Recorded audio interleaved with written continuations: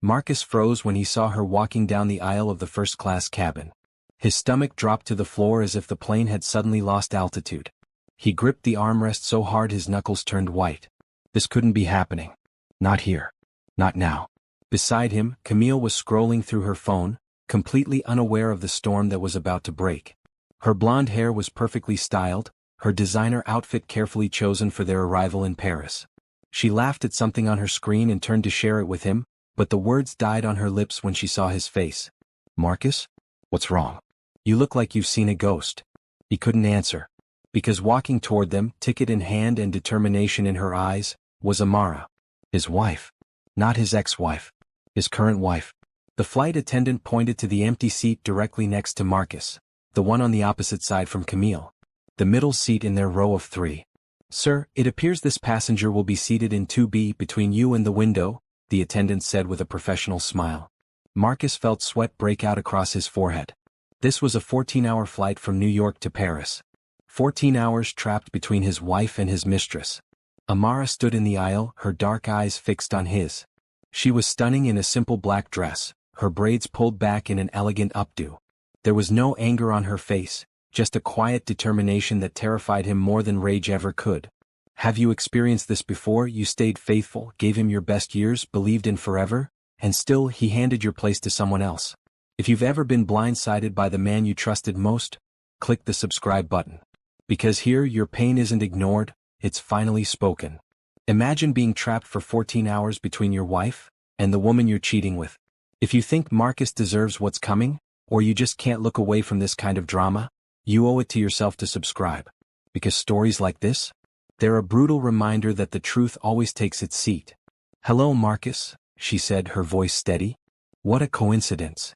It was no coincidence. He knew it, and from the slight smile playing at the corners of her mouth, she knew he knew it too. Camille looked between them, confusion clear on her face.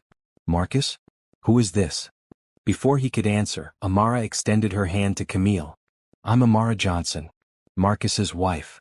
The color drained from Camille's face as she instinctively shook Amara's hand, then quickly pulled away as the words registered. "Wife?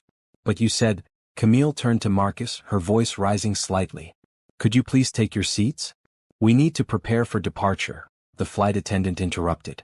Marcus had never wished so desperately for a way to disappear. He'd been planning this trip for months. Paris with Camille, the woman he'd been seeing for nearly a year. A week at the George V Hotel. Dinner at Michelin-starred restaurants. A chance to escape his complicated life back in New York, where he juggled his tech empire, his marriage that had grown distant, and his affair with Camille, his company's head of marketing. And now, somehow, Amara was here. How had she found out? Who had told her? And how in the world had she managed to get the exact seat next to them? Amara slid past him, the scent of her familiar perfume washing over him. She settled into the middle seat, placed her designer bag under the seat in front, and fastened her seatbelt as if this were the most normal situation in the world. "I hope you don't mind," she said, looking straight ahead. "I felt like a spontaneous trip to Paris. I've always wanted to see the Eiffel Tower." Marcus couldn't speak. His mouth had gone completely dry. Camille leaned forward to look past him at Amara. "This is ridiculous. I'm going to ask for another seat." She started to unbuckle her seatbelt. "The flight is completely full, ma'am," the flight attendant said as she passed by.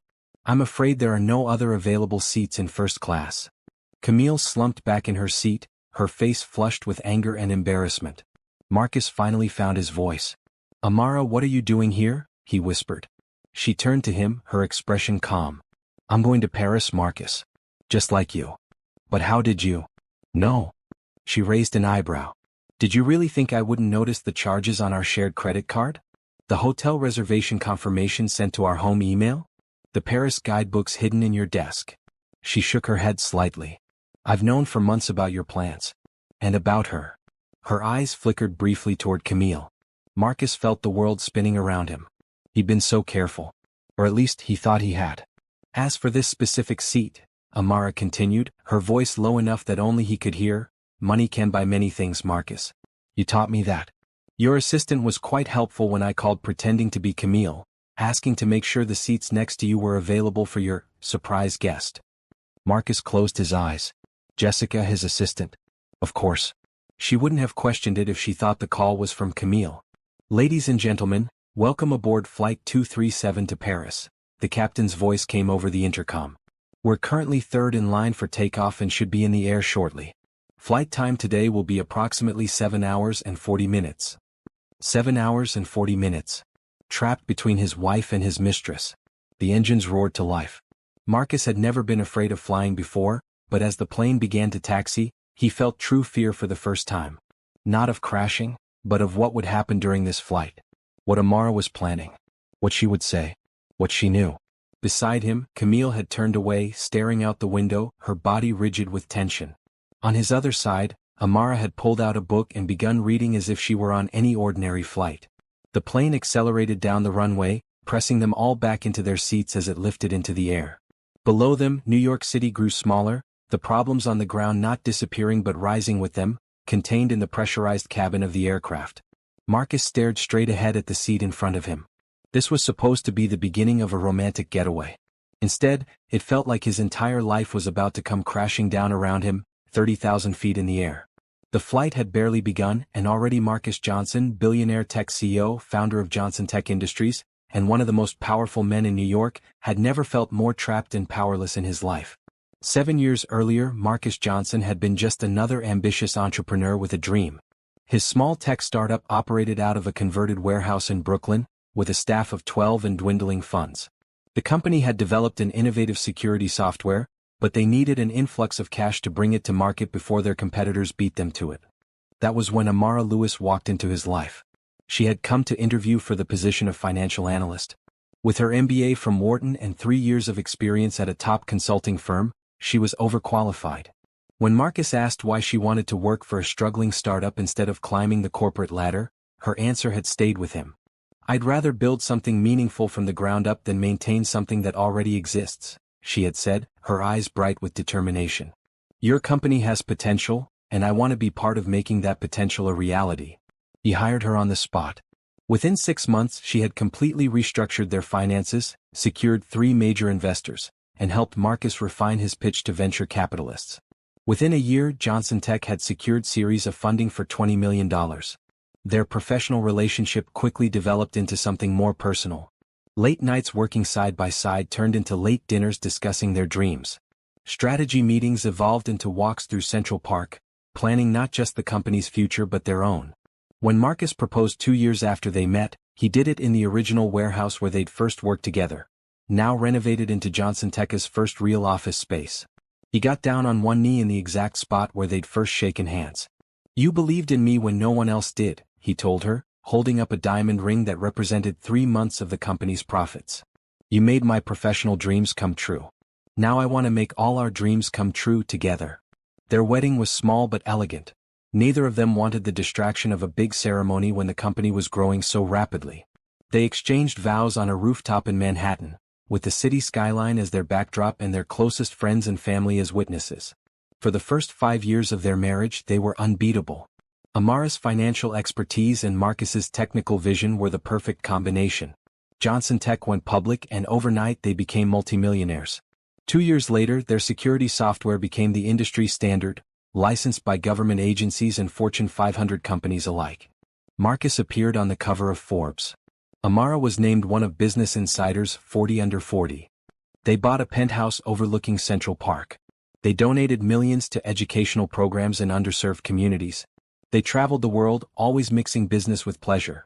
A meeting in Tokyo followed by a week exploring Japan, a conference in Cape Town that turned into a safari adventure. But as Johnson Tech continued to grow, so did the demands on their time. Marcus was increasingly pulled into the spotlight as the face of the company, while Amara worked behind the scenes, managing the increasingly complex financial operations. Their schedules rarely aligned. Dinners together became a luxury.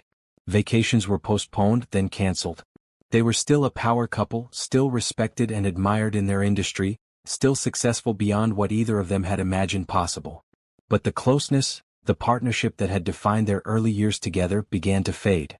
Marcus found himself surrounded by people who said yes to his every idea, who laughed at his jokes no matter how flat, who were impressed by his wealth and influence.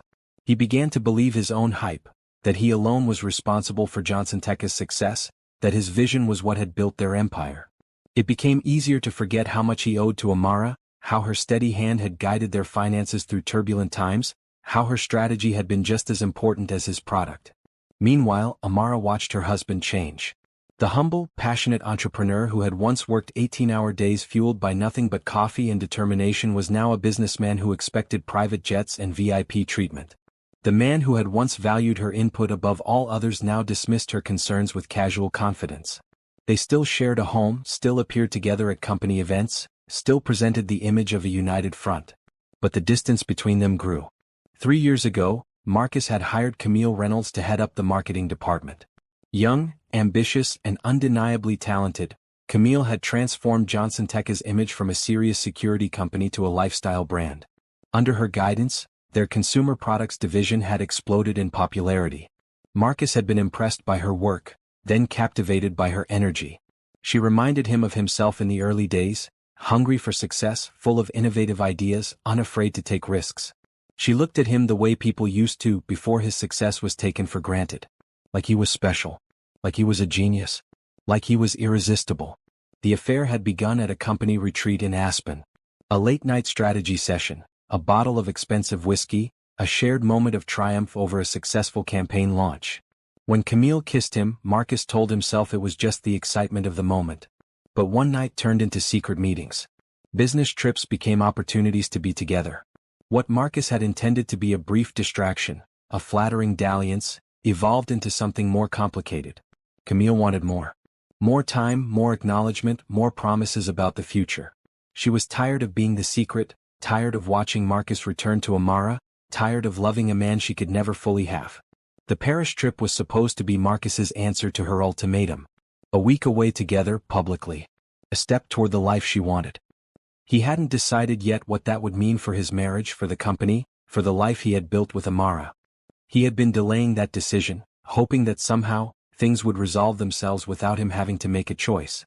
Now, as the plane leveled off at cruising altitude, Marcus stared at the ceiling of the cabin and wondered how he had ended up here, trapped between the two women in his life, all his deceptions exposed, all his postponed decisions now demanding immediate answers. The seatbelt sign dinged off. Beside him, Amara calmly turned a page in her book.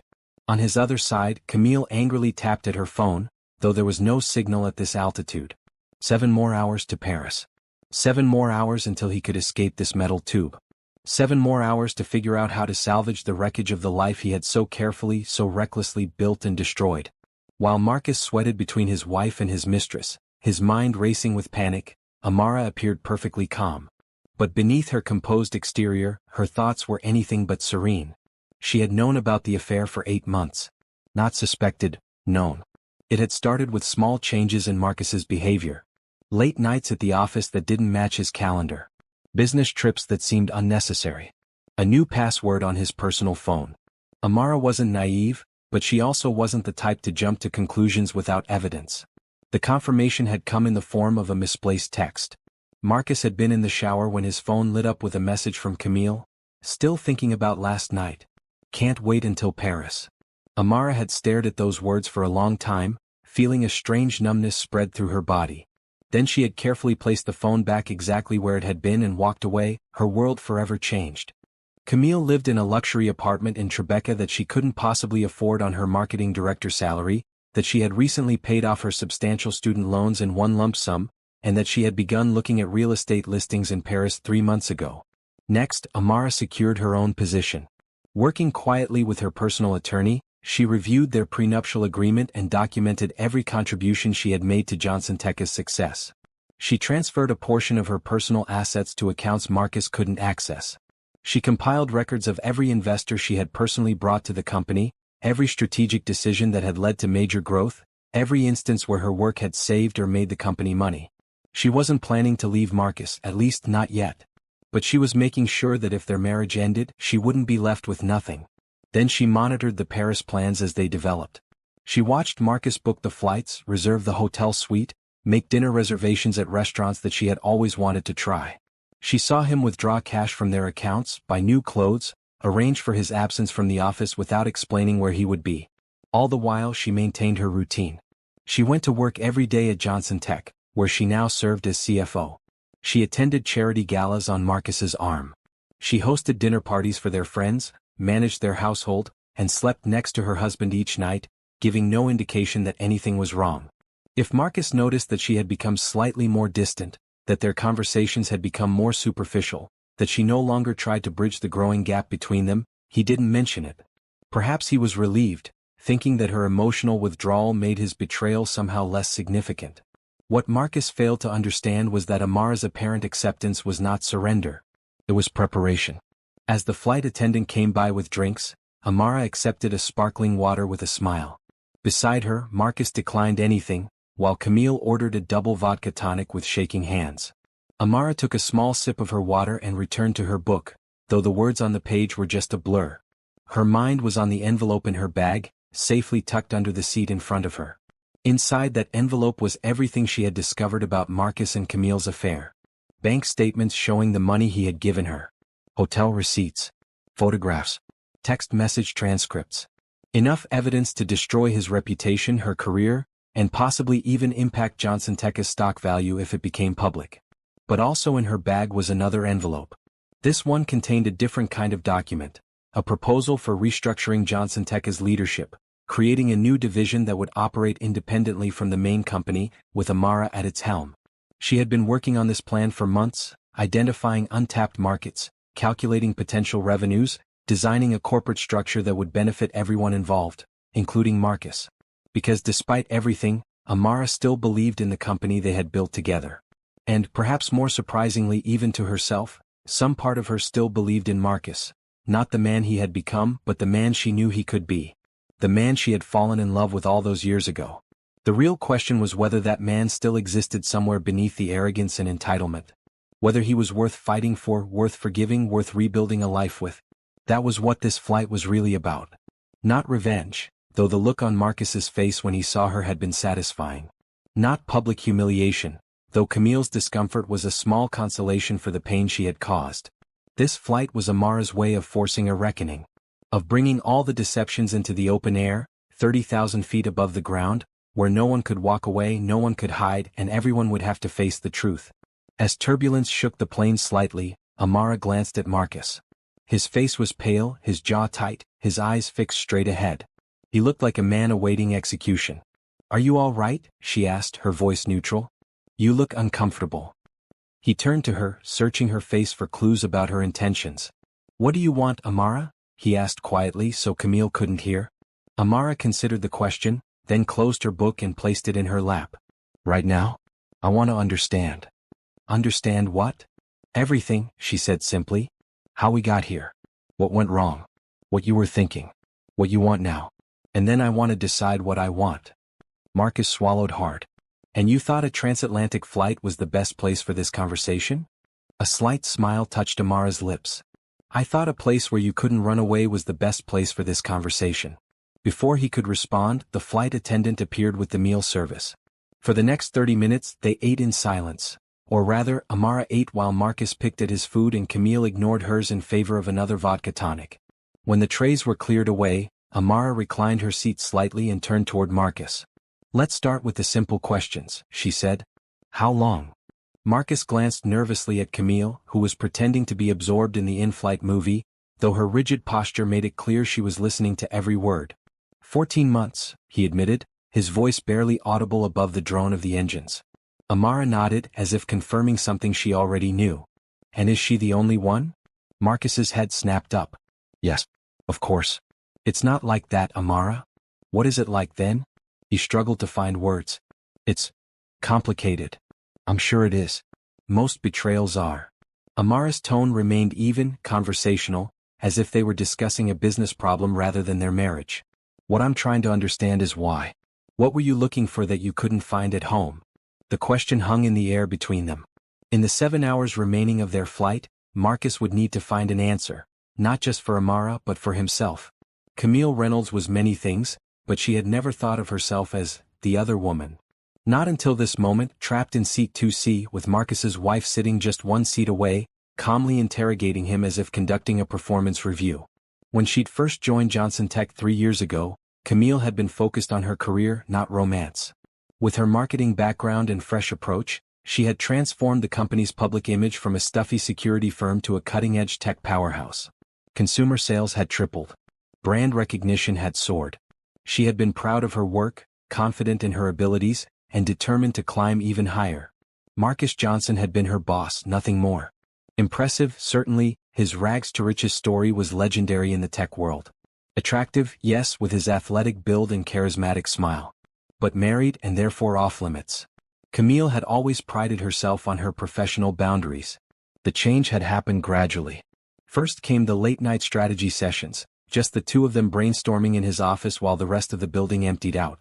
Then the business trips, where they'd find themselves having dinner alone in cities across the country. She noticed how often he mentioned that Amara was too busy to travel with him, too focused on the financial side of the business to attend marketing events. She doesn't really understand what I'm trying to build anymore, he'd confided during a conference in Chicago, after his third whiskey. We started this together, but somewhere along the way we stopped sharing the same vision. Camille had been sympathetic but cautious. All partnerships evolve, she'd said. That doesn't mean they have to end. He'd looked at her then with an intensity that made her pulse quicken. Some things end so new things can begin. She should have recognized the line for what it was, the practiced words of a man testing boundaries. But in that moment, in the dimly lit hotel bar, with the most successful tech entrepreneur of his generation looking at her like she was the only person who understood him, Camille had allowed herself to believe it was something more profound. The affair had begun that night. At first it was just physical, a release of tension, a secret thrill. But as weeks turned into months, Camille found herself falling in love. Not with Marcus Johnson, the billionaire CEO, but with the man he was when they were alone together. Vulnerable, funny, passionate about ideas, insecure about his rapid rise to success, worried that people only valued him for his money. He showed her a side of himself the public never saw, and she believed that made their connection special. Real. Worth fighting for. 6 months into their relationship, she'd asked about his marriage for the first time. They were lying in her bed in her Tribeca apartment. The apartment he paid for, though she tried not to think about that. "Are you happy with her?" she'd asked, tracing patterns on his chest. Marcus had sighed, staring at the ceiling. "It's not about happiness. Amara and I built something together. We're partners." Business partners or life partners? Both. Neither. "I don't know anymore." He turned to face her. "What I do know is that when I'm with you, I feel like myself again. The person I was before all this success, before the pressure and the expectations." It was the answer she wanted to hear, and for a while it was enough. But as their relationship deepened, so did her questions. What were they doing? Where was this going? Was she wasting her time loving a man who would never fully be hers? 3 months ago, she'd finally given him an ultimatum. She was tired of being the secret, tired of watching him return to Amara, tired of loving a man she could never acknowledge publicly. "I need more than this," she told him. "I need to know if I'm part of your future or just a diversion." The Paris trip was supposed to be his answer. Their first public appearance together outside of work contexts. A statement that he was ready to move their relationship into the light. Camille had been elated when he proposed the trip. She'd spent weeks planning what to pack, researching the most romantic spots in the city, imagining their photos together at the Eiffel Tower, along the Seine, outside the Louvre. It had felt like the beginning of their real life together. Now, sitting on this plane with Marcus's wife between them, those dreams seemed childish and naive. As Amara questioned Marcus about their affair, Camille stared at the screen in front of her without seeing it, fighting back tears of humiliation and rage. How had she not realized? The signs had been there. His reluctance to file for divorce, his vague time frames for their future, the way he still spoke of Amara with respect despite claiming their marriage was over in all but name. She had believed what she wanted to believe, that she was special, that their love was worth the complications, that he would choose her in the end. The worst part was that even now, even seeing him crumble under his wife's calm questioning, part of her still loved him. Still wanted him to turn to Amara and say, "Yes, I love Camille. I'm choosing her." Still believed they could walk off this plane in Paris and begin the life she'd imagined. But another part, the part that had climbed from assistant to director in record time, the part that had always been praised for her strategic thinking, that part was already calculating her options. How to salvage her career if this imploded. Whether she could sue for sexual harassment if she lost her job. What her next move would be in an industry where Marcus Johnson's influence was vast and far-reaching. The flight attendant passed by again and Camille signaled for another drink. As the cold glass was placed in her hand, she finally spoke up, interrupting the hushed conversation between Marcus and Amara. Don't I get a say in this? Both turned to look at her, Marcus with alarm, Amara with cool assessment. You've been sitting there dissecting your marriage and my involvement, as if I'm not even here, Camille continued, her voice low but intense. But I'm not some homewrecker who set out to destroy your perfect life, Amara. I'm a person who fell in love with a man who told me his marriage was over in everything but paperwork. Amara's eyebrows rose slightly. Is that what he told you? How interesting. Marcus shook his head frantically. Camille, please. No, Marcus. I'm not going to sit here in silence while you two decide my fate. Camille turned her attention fully to Amara.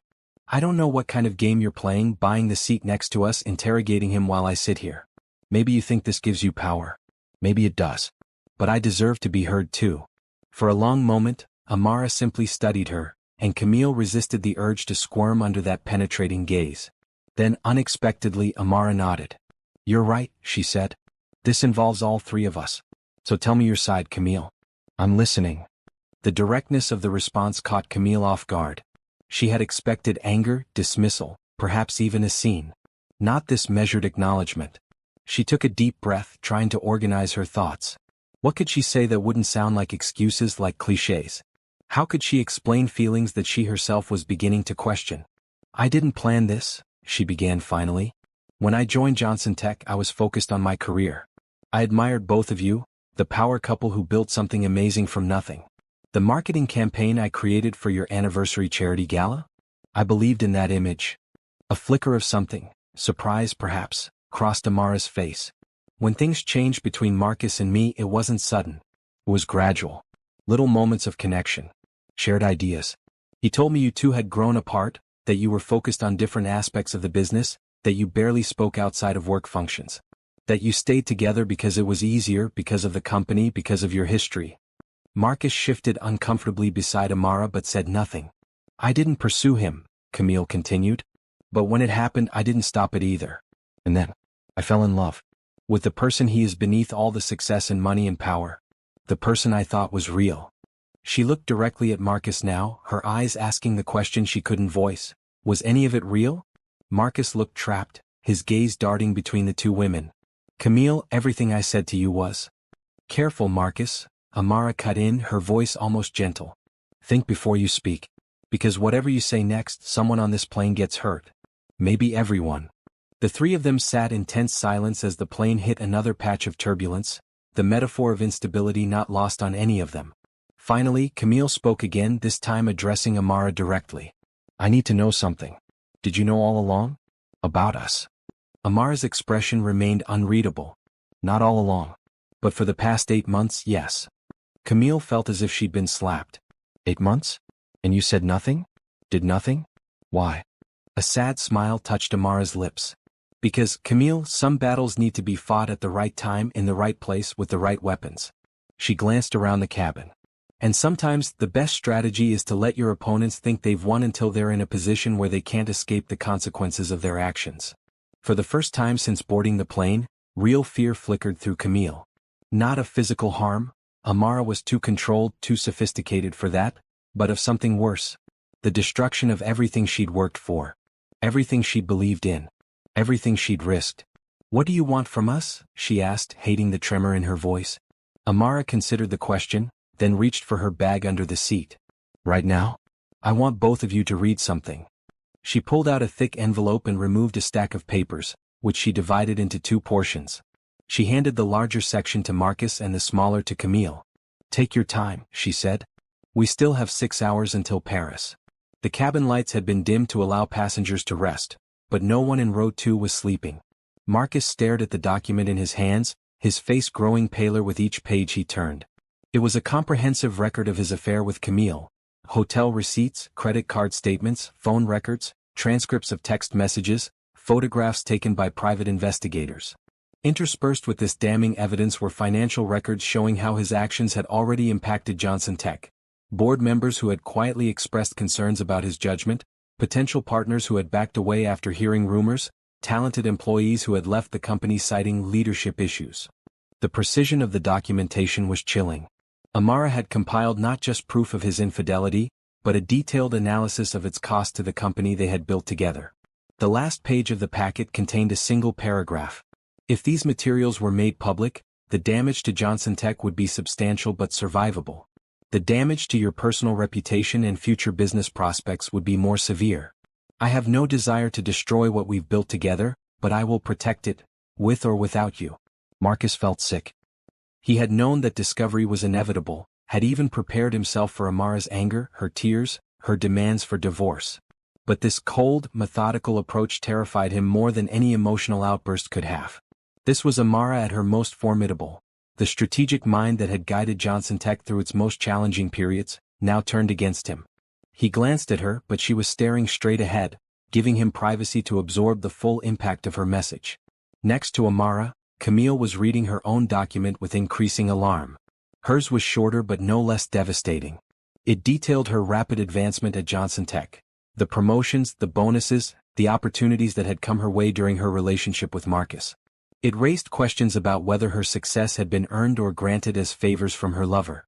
It included statements from colleagues who had suspected the affair and resented what they perceived as preferential treatment. The final page laid out 3 options. 1. Immediate resignation from Johnson Tech with a standard severance package and neutral reference. 2. Transfer to the London office with a lateral move in position but no reduction in salary. 3. Continuation in her current role under a new reporting structure, with a 6-month probationary period to demonstrate her value to the company independent of her relationship with Marcus. Camille's hand shook as she lowered the papers. Unlike Marcus's packet, hers included no threats of public exposure. Amara was offering her a path forward, several paths in fact. It was more than she deserved and they both knew it. When both had finished reading, Amara retrieved the documents and returned them to her bag. "That's scenario 1, she said calmly. "What happens if this becomes public, if we let anger and hurt feelings drive our decisions?" She pulled out a second envelope. "This is scenario 2. From the new envelope, she produced another set of documents, again divided into 2 portions. Marcus's packet contained a proposal for restructuring Johnson Tech's leadership. It outlined a plan to divide the company into 3 divisions, each with its own chief executive. The core security business that had been their foundation, the consumer products division that Camille had helped build, and a new innovation lab focused on developing cutting-edge technologies. The plan was brilliant. It addressed the company's growing pains, created clear paths for future expansion, and allowed each division to operate with more autonomy while maintaining the unified Johnson Tech brand. It was exactly the kind of strategic thinking that had made Amara invaluable to the company from the beginning. What surprised Marcus most was that the proposal placed him as head of the innovation lab rather than the overall company. The position would allow him to return to his creative roots, to focus on developing new technologies rather than managing day-to-day operations. It was, he realized with a start, exactly what he had been missing for the past few years. Amara would lead the core security division, leveraging her financial expertise and deep understanding of their primary market. And the consumer products division, the one Camille had helped transform into a profitable segment of their business, would be headed by a new executive recruited from outside, with Camille maintaining her role as marketing director if she chose option 3 from her first document. The plan included no mention of their personal relationship. It was purely business, a pragmatic solution to the company's needs that happened to also create space between them professionally. The last page was a personal note from Amara. "This is one possible future for Johnson Tech. It allows both of us to continue building what we started, regardless of what happens to our marriage. The company shouldn't have to die because we lost our way." Camille's packet was similarly business-focused. It outlined her accomplishments at Johnson Tech separate from her relationship with Marcus. Campaigns that had succeeded, strategies that had paid off, talent she had recruited and mentored. It acknowledged her genuine contributions to the company's success and proposed a path forward based on her professional merit rather than her personal choices. If she chose to stay with Johnson Tech under the new structure, she would report directly to the new division head, not to Marcus. Her work would be evaluated on its results, not on her relationship status. She would have the opportunity to rebuild her reputation through performance rather than connections. Like Marcus's document, hers ended with a personal note. "You have real talent. Don't waste it being someone's secret." When they had both finished reading the second set of documents, the contrast was stark. The first scenario promised destruction, public humiliation, professional ruin, financial loss. The second offered reconstruction, a chance to salvage what was valuable, to learn from mistakes, to build something new from the wreckage of what had been broken. "I've had 8 months to think about this," Amara said quietly. 8 months to consider all the angles, all the possibilities. I've gone through every emotion you can imagine. Anger, betrayal, grief, even hate. But I kept coming back to one question. What would be best for the company we built? For the people who depend on us for their livelihoods? For the clients who trust us with their security? She looked at Marcus, her expression softening slightly. And, despite everything, what would be best for you? For us? The answer was never destruction. It was transformation. Marcus stared at her, amazed and humbled by the depth of her thinking, by her ability to set aside personal hurt to find a solution that served everyone's interests. It was the same brilliant strategic mind that had helped build Johnson Tech from nothing, now working to save what could be saved from the mess he had created. Why? He asked, his voice barely audible. After what I did, why would you do this? Amara was silent for a moment, considering her answer. Because destroying is easy, Marcus. Building is hard. We've always been builders, you and I. That hasn't changed, even if everything else has. Camille looked between them, feeling like an intruder in a deeply personal moment. And what about us? She asked Marcus. What happens to us in this scenario? Before Marcus could answer, Amara held up her hand. That's not my decision to make. Whatever happens between you two is separate from these business arrangements. I'm offering professional solutions, not personal ones. The flight attendant approached their row. We'll be serving breakfast in about an hour before our descent into Paris. Can I get anyone a drink or snack in the meantime? The ordinary question seemed bizarre in the context of their extraordinary conversation. Amara declined politely while Marcus and Camille both asked for water. As the attendant moved away, Amara stood up. I'm going to use the restroom and stretch my legs. Why don't you two take this opportunity to talk privately? We can continue our discussion when I return. She slid past Marcus and walked toward the back of the cabin, leaving them alone for the first time since boarding. Marcus turned to Camille, his expression a mixture of guilt, confusion, and something else, a dawning realization. Camille, Don't, she cut him off, her voice low and intense. Don't say anything until you've thought it through. Really thought it through. Because whatever you decide right now will determine everything that comes after. She was right and they both knew it. This wasn't the moment for hasty promises or emotional declarations. This was the moment for truth, and truth required clarity. As Amara made her way back to her seat, Marcus and Camille fell silent, each lost in their own thoughts, their own reckonings. The plane continued its journey eastward, carrying them toward Paris and whatever awaited them there. As the plane entered French airspace, the captain announced they would begin their descent into Charles de Gaulle Airport within the hour. The cabin crew started preparing for landing, collecting headphones and trash, reminding passengers to return their seats to the upright position. In row 2, the atmosphere remained tense. After Amara's return, they had sat in silence, each processing the options before them, the consequences of their choices, the weight of past decisions.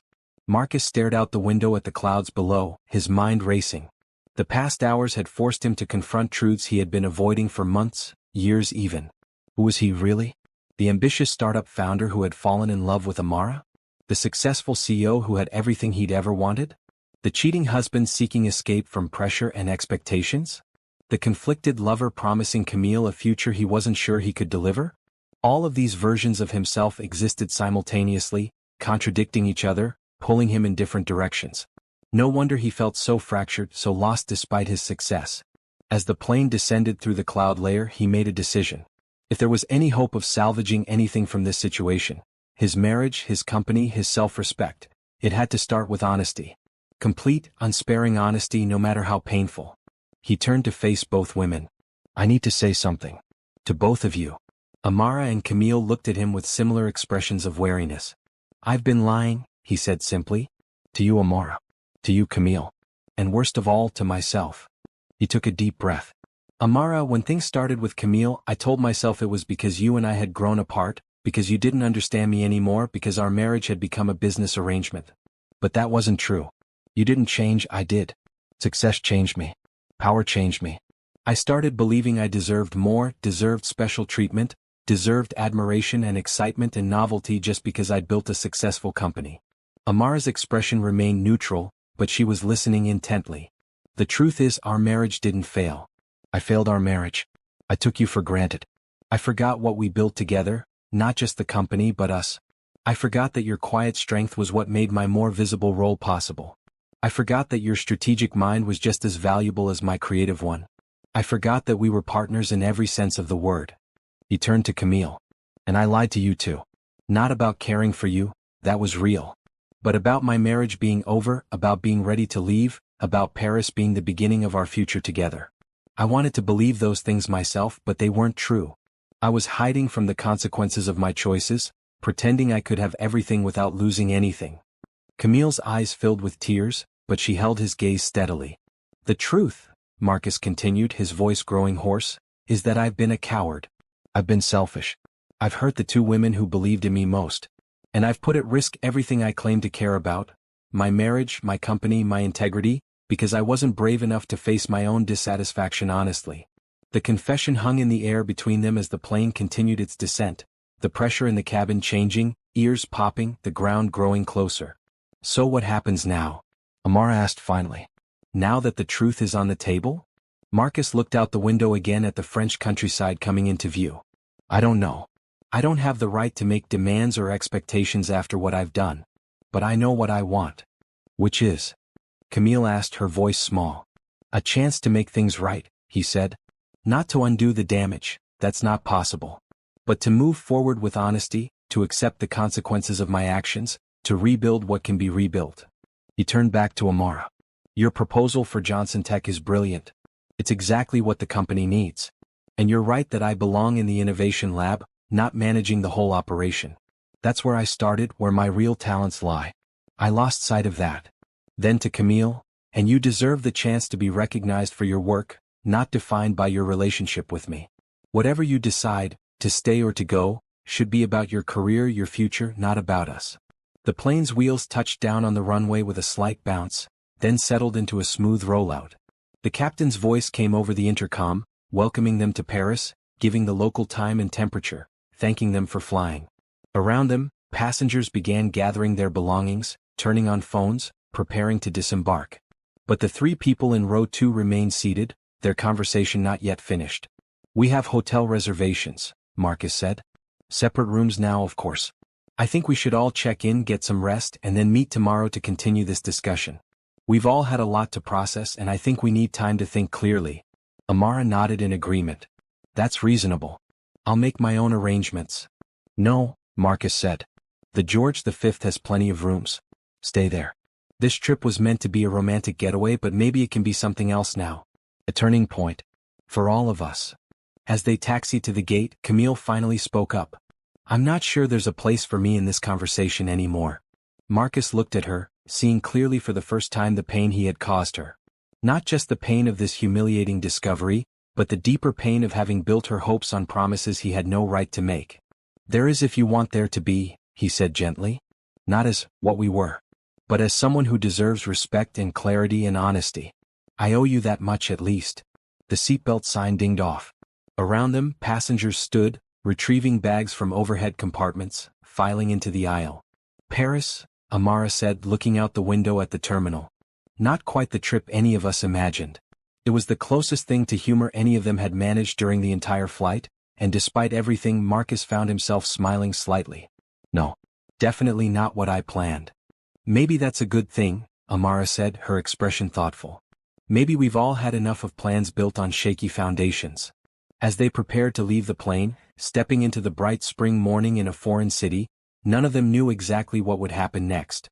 But for the first time in many months, they were all facing the same reality, seeing clearly the choices and consequences before them. It wasn't a happy ending, not yet. But it was, perhaps, an honest beginning. The George V Hotel stood like a palace in the heart of Paris, its elegant facade a testament to old-world luxury. Inside, crystal chandeliers hung from ornate ceilings, fresh flowers filled massive urns, and staff moved with the practiced efficiency of those accustomed to serving the world's elite. Under different circumstances, checking into such a magnificent hotel would have been exciting, even for people accustomed to luxury. But for Marcus, Amara, and Camille, the opulence only highlighted the mess they had made of their lives. What good was a marble bathroom or a view of the Eiffel Tower when your life was crumbling around you?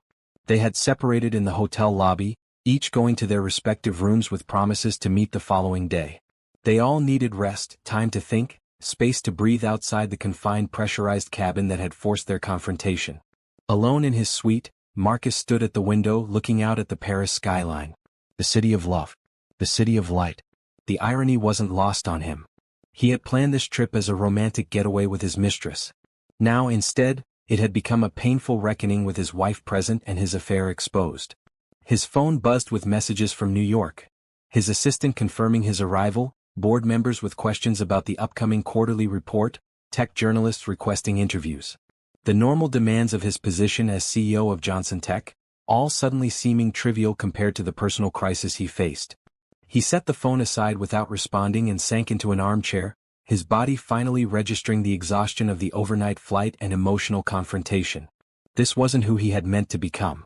When he and Amara had started Johnson Tech, they had been idealists with a mission: to create security software that would protect people's privacy, to build a company that valued ethics as much as profits, to prove that success didn't require compromising your principles. Somewhere along the way he had lost sight of those ideals.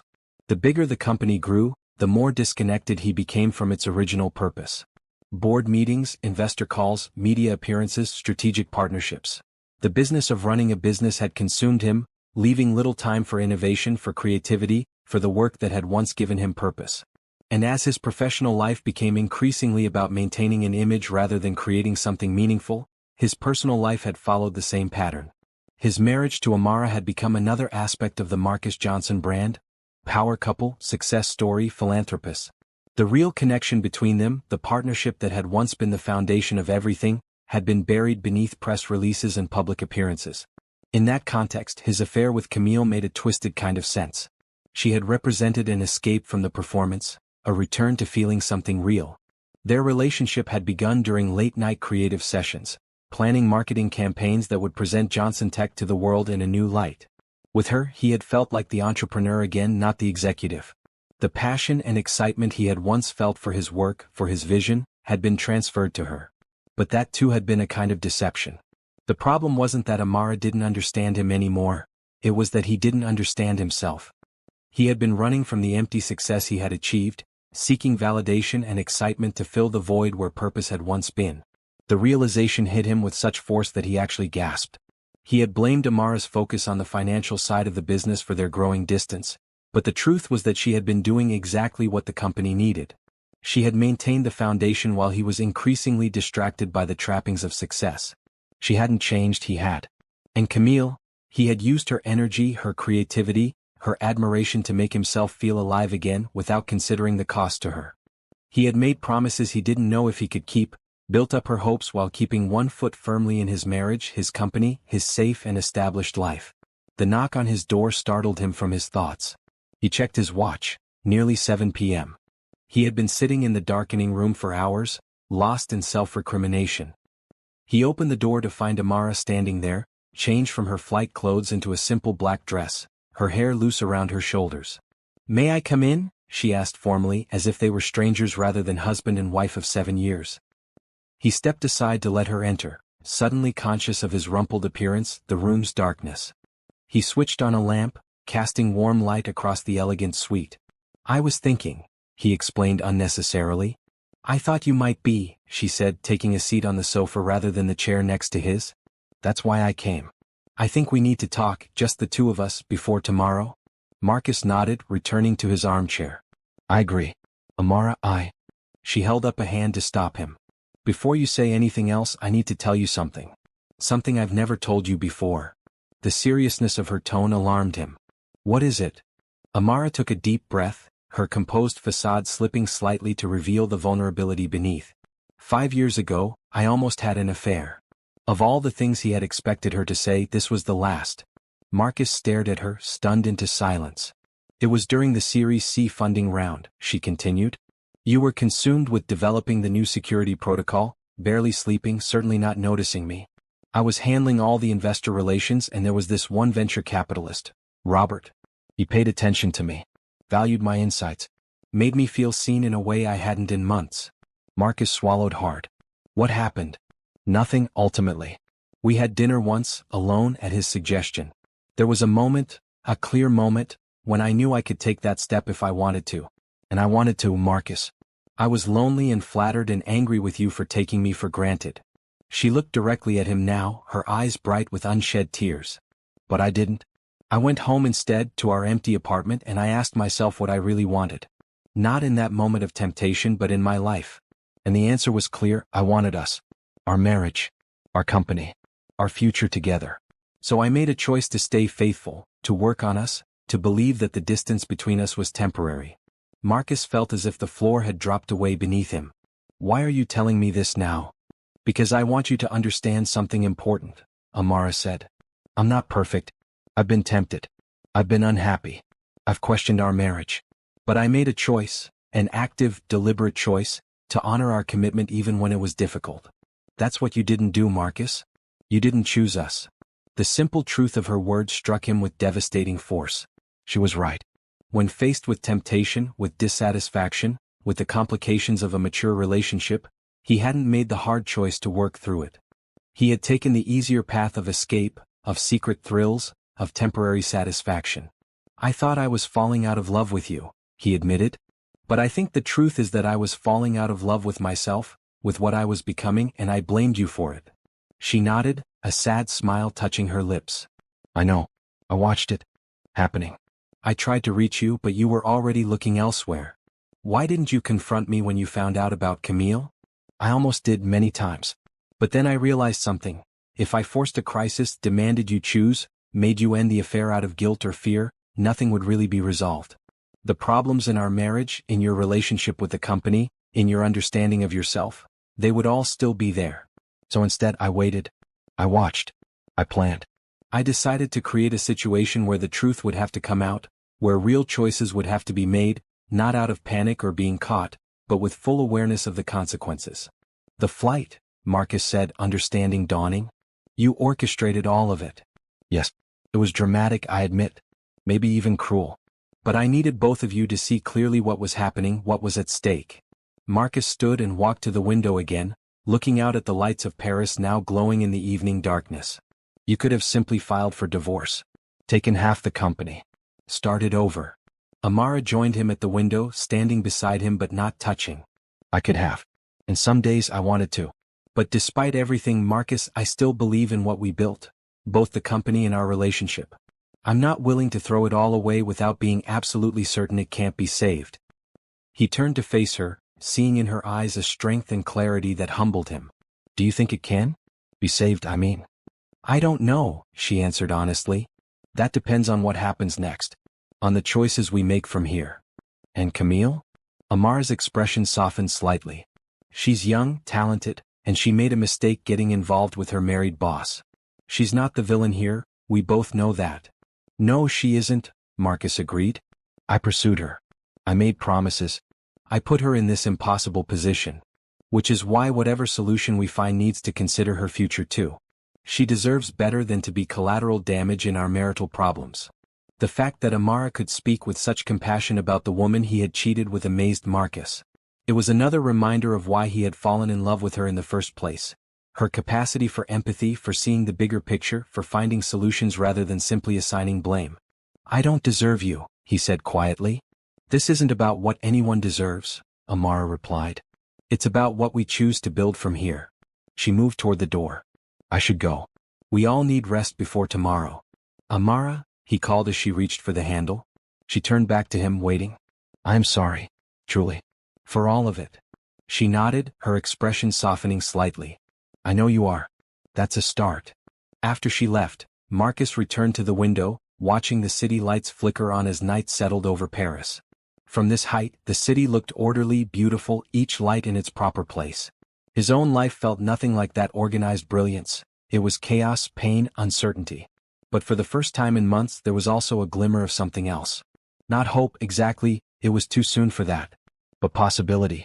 The possibility of truth after so many lies. The possibility of rebuilding what had been broken.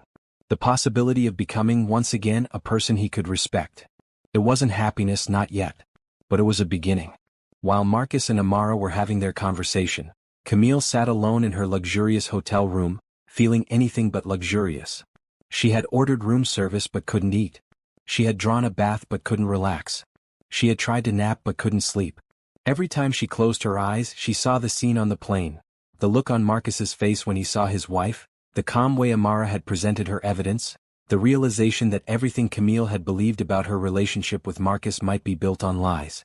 She should have been angry, at Marcus for his deception, at Amara for her calculated confrontation. And part of her was.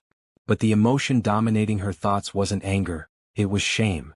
Shame that she had allowed herself to become the other woman. Shame that she had believed Marcus's claims about his marriage being effectively over. Shame that she had staked her personal and professional future on a relationship that might have been nothing more than a powerful man's midlife crisis. Her phone chimed with a message. She expected it to be from Marcus, but instead it was from her assistant back in New York. Product team needs approval on the new campaign visuals. Deadline tomorrow. Should I tell them you'll be unavailable until next week? The message was such a normal everyday work concern that it almost made Camille laugh. While her personal life was imploding in spectacular fashion, the machinery of Johnson Tech continued to operate. Marketing decisions still needed to be made. Deadlines still had to be met. Life went on. She typed a response asking her assistant to handle it, then tossed the phone aside and walked to the window. Paris stretched out before her, the Eiffel Tower lit up against the night sky. She had dreamed of seeing this view with Marcus, of walking hand in hand along the Seine, of playing the role of the glamorous couple in the most romantic city in the world. Instead, she was alone in a hotel room paid for by her married lover, whose wife was staying somewhere in this same hotel, all of them caught in a web of deception and hurt that seemed to have no clean resolution. A knock at the door startled her. Her heart raced as she crossed the room. Was it Marcus coming to explain, to apologize, to make new promises? But when she opened the door, she found herself face to face with Amara. "May I come in?" Amara asked, her voice soft but firm. Surprised and wary, Camille stepped back to allow her entry. They hadn't spoken alone since the tense conversation on the plane. What could Amara possibly want to say to her without Marcus present? Amara walked into the room with the same quiet confidence she had displayed throughout this ordeal. She looked elegant and composed in a simple black dress, showing no signs of the emotional turmoil she must be feeling. "I won't take much of your time," Amara said, declining Camille's awkward gesture toward a chair. "But there are some things I think you should know, some context that might help you make your decisions going forward." Camille crossed her arms defensively. "If you've come to tell me to stay away from your husband, you don't need to worry. I think that message was received loud and clear on the plane." Amara shook her head. "That's not why I'm here. I've just come from speaking with Marcus, and I realize there are things you deserve to understand about our marriage, about him. Things that might help you see your relationship with him more clearly." Despite her wariness, Camille was curious. She gestured toward the sitting area of the suite, and they both took seats, Camille on the sofa, Amara in the armchair across from her. "Before I met Marcus," Amara began, "I was working at a consulting firm making good money, on track for partnership. I had a 5-year plan, a 10-year plan. My life was ordered, predictable, secure. Then I interviewed at his startup and everything changed." She smiled slightly at the memory. "He was brilliant, passionate, completely convinced that his security software could change the world. The company was running out of money, operating out of a warehouse with second-hand furniture and unreliable air conditioning. It was the opposite of the corporate environment I was used to. But there was something about his vision, his energy, that made me believe in what he was building." Camille nodded, recognizing the description. That same charismatic conviction had drawn her to Marcus as well. "I took a huge pay cut to join Johnson Tech," Amara continued.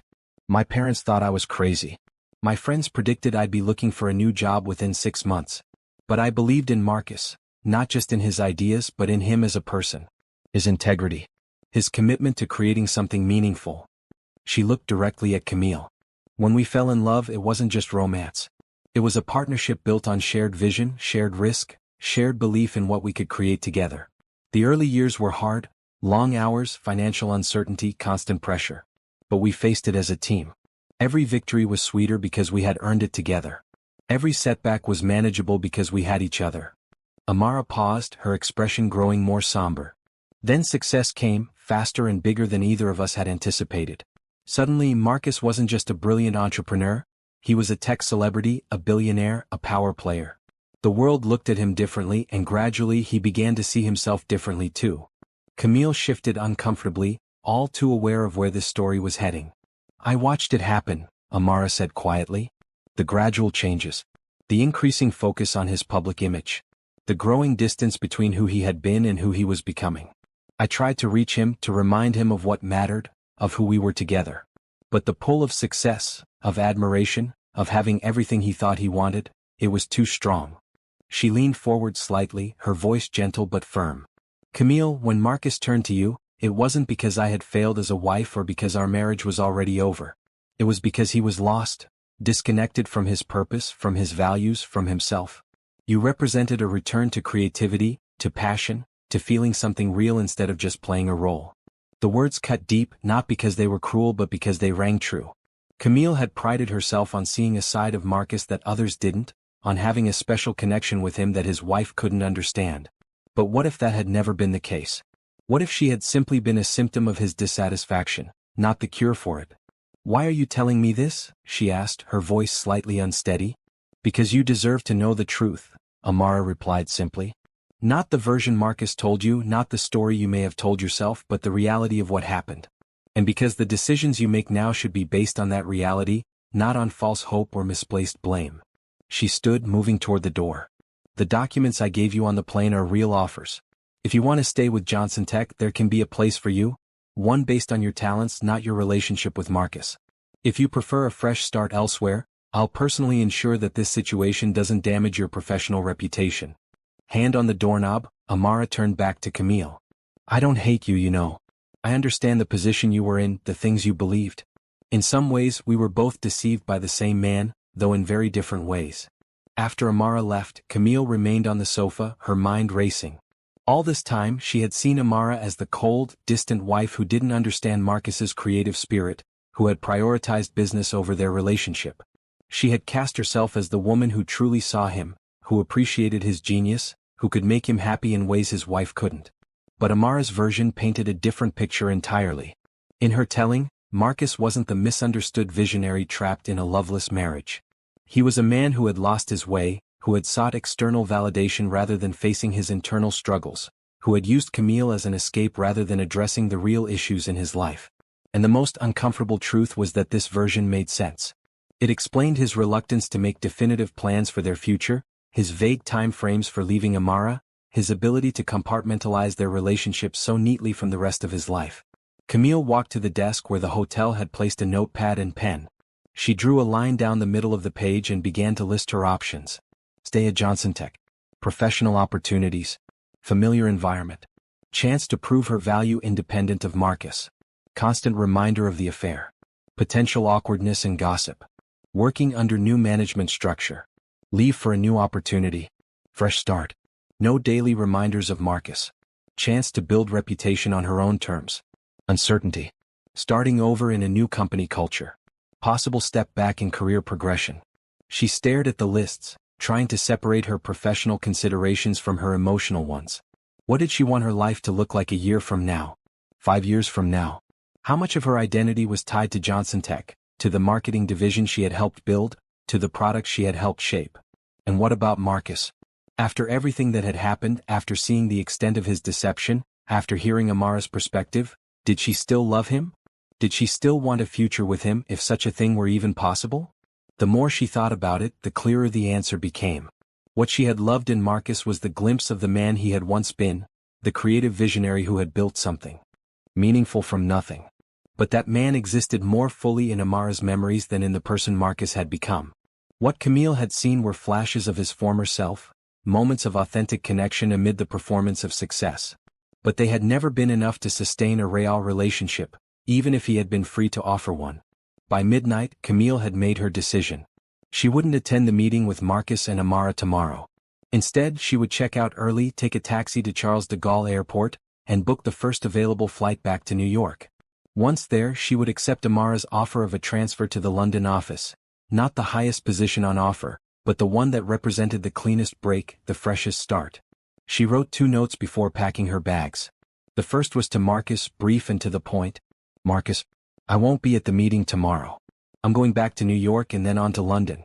What we had was real to me, but I see now that it was built on an incomplete truth.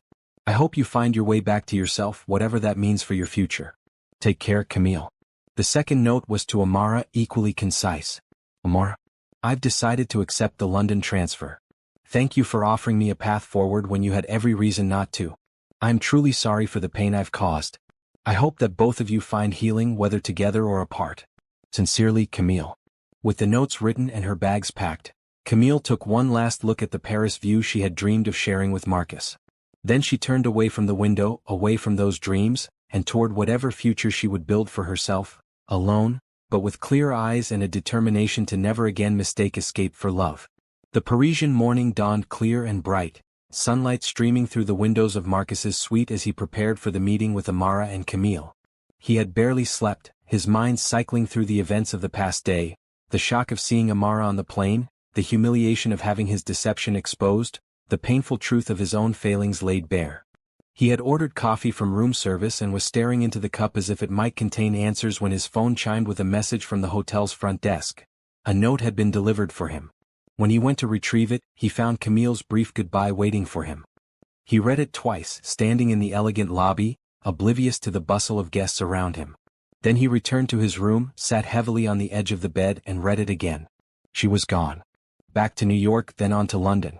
The entire Paris fantasy, walking along the Seine, dining at romantic cafes, building a future together, had evaporated, leaving behind only the harsh reality of consequences.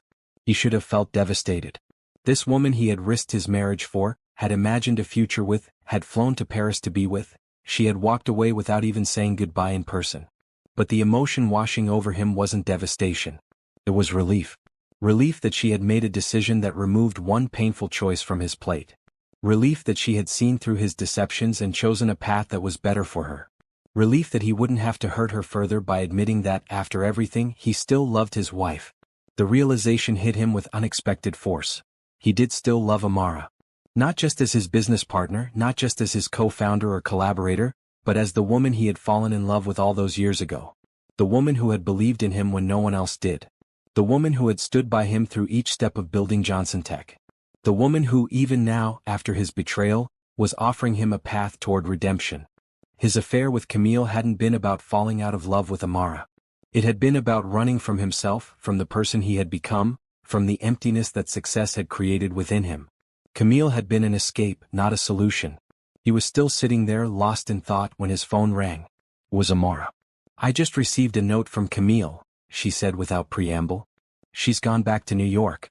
She's taking the London position." "I know," Marcus replied. "She left me a note too." There was a pause on the line. "So it will just be us for breakfast then?" "Yes." Another pause. "I'm in the hotel restaurant. Whenever you're ready." Marcus showered and dressed quickly, his mind clearer than it had been in months. By the time he reached the restaurant, he knew what he needed to say. Amara was seated at a table by the window, the morning light illuminating her face. Despite the overnight flight and emotional turbulence, she looked rested and composed in a simple white blouse and tailored black pants. She had always had that ability, to find stillness within chaos, to maintain her center when everything around her was spinning out of control. "Good morning," she said as he took the seat across from her. "Morning," he replied, suddenly nervous. This woman had been his wife for 7 years, his partner for nearly a decade, and yet he felt like he was meeting her for the first time. Or perhaps, more accurately, meeting her again after a long absence, his absence, not hers. They ordered coffee and pastries, making small talk about the hotel, the view of Paris, the pleasant spring weather. The banality of their conversation was almost comical given the circumstances, but it provided a necessary buffer, a way to ease into the more difficult discussion that awaited them. When the waiter had left them alone with their coffee, Marcus took a deep breath. "I've been thinking all night about what you said. About choices." Amara nodded, waiting for him to continue. "You were right," he said. "When things got difficult, when I felt lost, when the success we'd worked so hard for started to feel empty, I didn't choose us. I chose escape. I chose the easy path rather than doing the harder work of fixing what was broken." He reached across the table, not quite touching her hand but close enough to bridge some of the distance between them. "I'm sorry, Amara. Not just for the affair but for forgetting who we were together. For taking you for granted. For blaming you for my own dissatisfaction." Amara looked at him steadily. "Thank you for saying that. I appreciate the apology. But sorry isn't enough, Marcus. Not for this." "I know," he agreed quickly. "Believe me, I know. Words are just the beginning. It's actions that matter now." "What actions did you have in mind?" Marcus pulled out the proposal she had given him on the plane, her plan for restructuring Johnson Tech. "This, for starters. I think it's brilliant. Exactly what the company needs." She raised an eyebrow. "You're willing to step down as CEO?" To take a role leading the innovation lab instead. Not just willing, eager, he said, surprising himself with the truth of it. I've been miserable, Amara.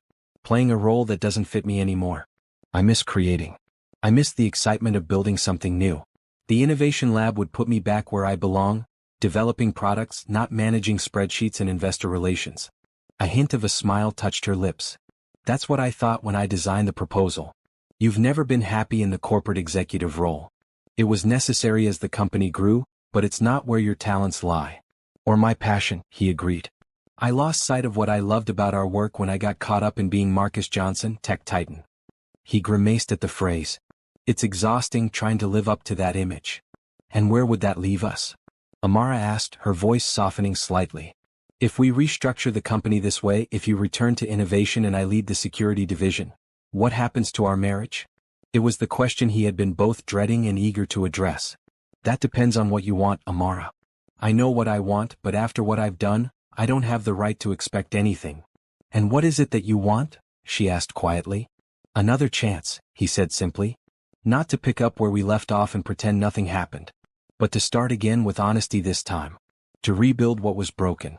To remember who we were together and find out who we could be now. Amara was silent for a long moment, her expression thoughtful. Then she reached into her bag and pulled out a small velvet box, placing it on the table between them. Do you recognize this? Marcus stared at the box, confused. Is that your grandmother's ring? She confirmed. The one you proposed with. I found it in your desk drawer 3 months ago, hidden under some papers. His stomach dropped. Amara, She held up a hand to stop him. Let me finish. When I found it, I thought you were planning to give it to Camille. That you were preparing to ask for a divorce, to make your relationship with her official. He shook his head vehemently. No, that's not. I know that now, she interrupted gently. But at the time, finding that ring was what pushed me to make a decision. To either fight for our marriage or walk away from it. It forced me to ask myself whether what we had built together was worth saving. She pushed the box toward him. I'm still asking that question, Marcus. Is what we could have again, worth the hard work of rebuilding? Worth the pain of forgiveness? Worth setting aside pride and hurt for the possibility of something better? Marcus looked at the small velvet box containing his grandmother's ring. The ring he had hidden away not for Camille, but because he couldn't bear to see it in Amara's jewelry box, a constant reminder of promises he had broken. He had hidden it from himself, from his own shame. Yes, he said, his voice steady despite the emotion threatening to overwhelm him. It's worth everything. You're worth everything, Amara. She studied his face for a long moment, searching for sincerity, for truth. I can't promise you forgiveness will be quick or easy. I can't promise the trust will come back overnight. But I can promise to try, if you can promise the same. I promise, he said immediately, the words carrying the weight of true commitment. Whatever it takes, however long it takes. I want us to have a real chance. Amara nodded, a small but genuine smile finally reaching her eyes. Then let's start here. In Paris. Not the romantic getaway you planned, but maybe something more important. A place to begin again. She extended her hand across the table, and this time he took it in his own. Her fingers were warm, familiar, a connection to everything they had built together and everything they might still create. Outside the restaurant window, Paris continued its morning rhythm. Tourists with maps, locals hurrying to work, the steady flow of a city that had witnessed countless beginnings and endings, loves lost and found, mistakes made and forgiven. For Marcus and Amara, it would always be the city where they had faced their hardest truth and taken their first step toward a new future. It wasn't the happy ending of fairy tales. There would be difficult conversations ahead, painful memories to process, trust to rebuild slowly over time. But it was a beginning, honest, clear-eyed, and full of possibility. The Johnson Tech headquarters in New York had changed in the past year. Not just the physical space, though the addition of the innovation lab on the top floor with its wall of windows and collaborative workspaces was certainly new, but the energy, the culture, the sense of purpose that filled the building. Marcus stood at the windows of his new domain, looking out at the Manhattan skyline. Behind him, a team of engineers and designers were deep in discussion around a prototype display, their animated conversation punctuated by laughter and the occasional exclamation of, "That's it." Or, "What if we tried?" This was where he belonged. Not in the corner office 20 floors below with its imposing desk and formal meeting area, but here in this creative space, surrounded by people building something new. The past year leading the innovation lab had reminded him of the early days of Johnson Tech. The excitement of solving problems, the satisfaction of creating products that mattered, the camaraderie of a team united by shared vision. His phone buzzed with a calendar notification. Board meeting, 2 p.m. Unlike a year ago, when such meetings had filled him with dread and boredom, now he looked forward to them. As head of the innovation lab, he attended to present new projects and progress reports, to secure funding for promising prototypes, to share his creative vision, and then he got to leave the operational discussions to others better suited for that work. The restructuring of Johnson Tech into 3 distinct divisions had been implemented within 3 months of that fateful Paris trip. Amara now led the core security division, the foundation of their business. The consumer products division was headed by Elena Rodriguez, an experienced executive they had recruited from a major tech firm.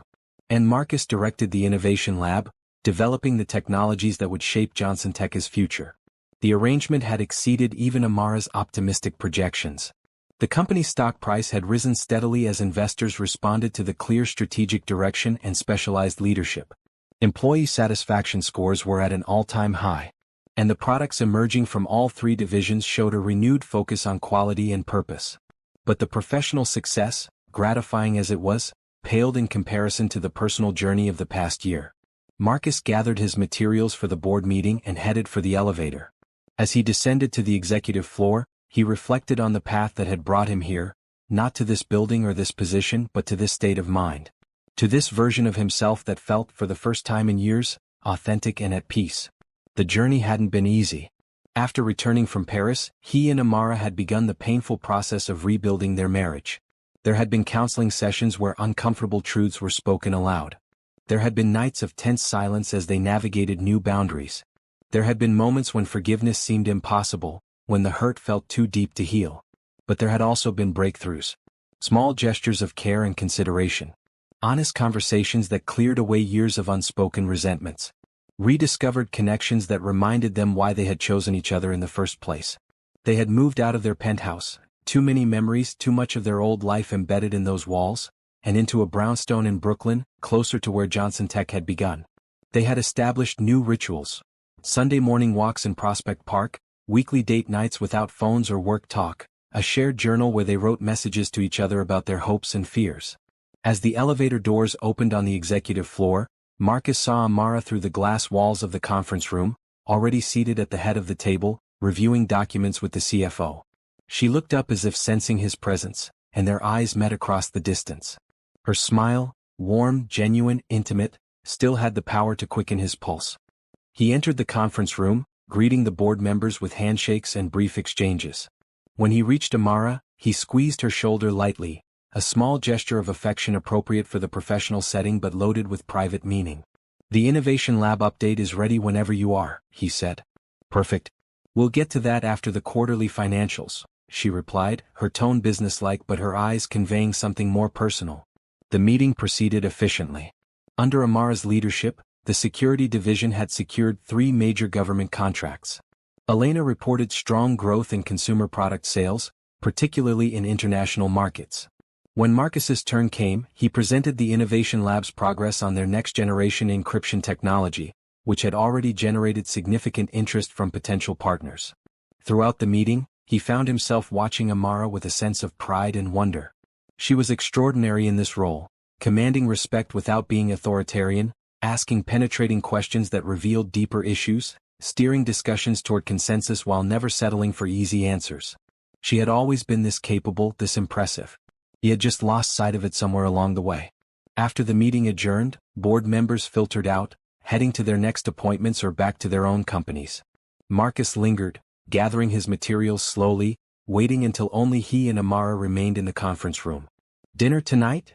he asked, moving to stand beside her as she organized her notes. "Actually, I have other plans," she replied with a mysterious smile. "And so do you." He raised an eyebrow. "We do." Amara handed him an envelope. "Happy anniversary." Inside were 2 airline tickets to Paris, departing that evening, returning 5 days later. "I thought we could go back," she said softly. "See the city properly this time. Make some better memories to replace the difficult ones." Marcus felt a surge of emotion that took him by surprise. 1 year since that flight, since the confrontation that had changed everything. 1 year of hard work, painful honesty, gradual healing. 1 year of becoming, together, the people and the partners they were meant to be. It's perfect, he said, leaning in to kiss her lightly.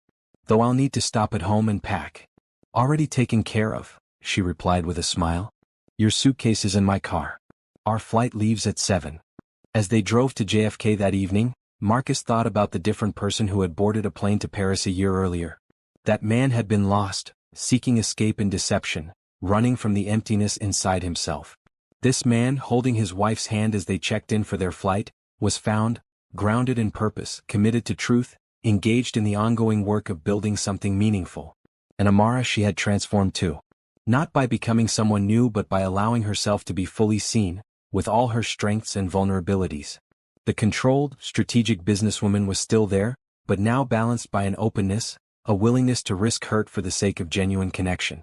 As their plane lifted off the runway, Marcus looked out the window at the receding lights of New York. He thought of Camille, now heading the marketing department of Johnson Techa's London office, building her own success story separate from their complicated past. According to Elena, who had visited the London branch last month, Camille was thriving, professionally respected, personally moved on, her talents finally recognized for their own merit rather than her relationship with the CEO. He thought of the company, restructured and renewed, each division playing to its strengths while maintaining the unified vision that had inspired Johnson Techa's creation. The organization they had built together was stronger now, more resilient, more purposeful. And he thought of himself and Amara, sitting side by side on this plane to Paris, their fingers intertwined on the armrest between them. They were not the same people who had fallen in love a decade ago.